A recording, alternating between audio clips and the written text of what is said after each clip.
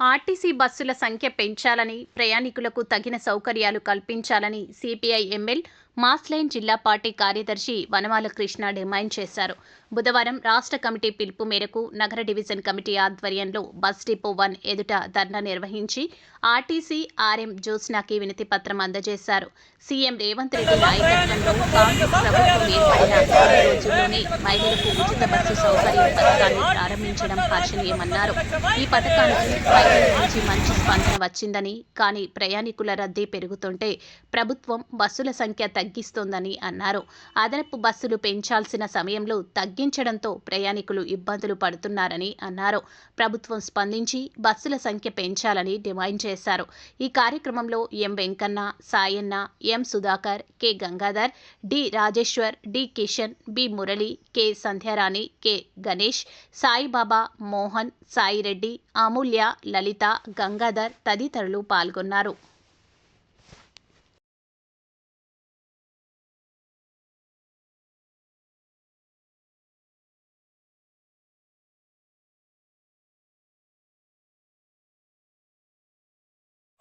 CPML Mass Line రాష్ట్ర committee పిలుపు మేరకు నిజామాబాద్లో బస్ డిపో 3 ధర్నా చేస్తున్నాం.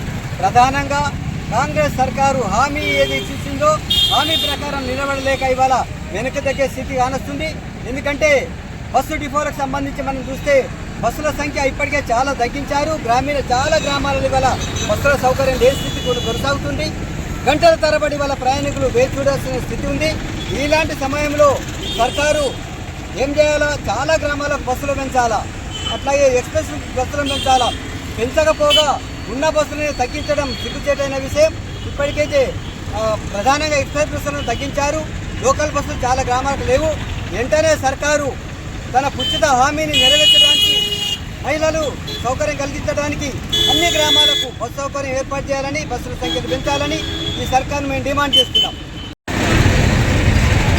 2023 సంవత్సరంలో జరిగినటువంటి శాసనసభ ఎన్నికల్లో కాంగ్రెస్ పార్టీ ప్రజలకు, ముఖ్యంగా మహిళలు ఎదుర్కొంటున్నటువంటి సమస్యల్లో ఒకటిగా ఉన్నటువంటి ప్రయాణ సౌకర్యాన్ని ఉచితంగా ఆర్టీసీ బస్సుల్లో కల్పిస్తామని చెప్పి హామీనిచ్చింది. అధికారంలోకి వచ్చిన తర్వాత ఉచిత బస్సు సౌకర్యాన్ని మొదటగా వాళ్ళు ఆమోదించి అమలుకు పూనుకున్నారు. కానీ ఉన్నటువంటి ఎక్స్ప్రెస్ బస్సులనే సుమారు 2000కు పైగా తగ్గించి ప్రయాణికులను ఇబ్బందులకు గురి చేస్తున్నటువంటి స్థితిని మనం చూస్తున్నాం. ఇవాళ బస్సుల్లో రద్దీ విపరీతంగా పెరిగింది.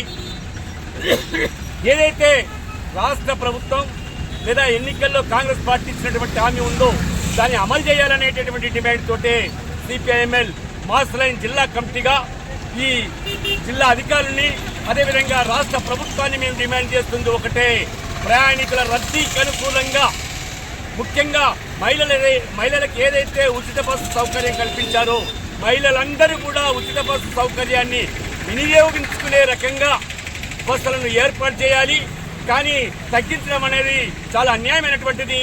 అందులో ముఖ్యంగా ఎక్స్ప్రెస్ బస్సులను మాత్రమే తగ్గించడం అనేది చాలా అన్యాయమైనటువంటిది.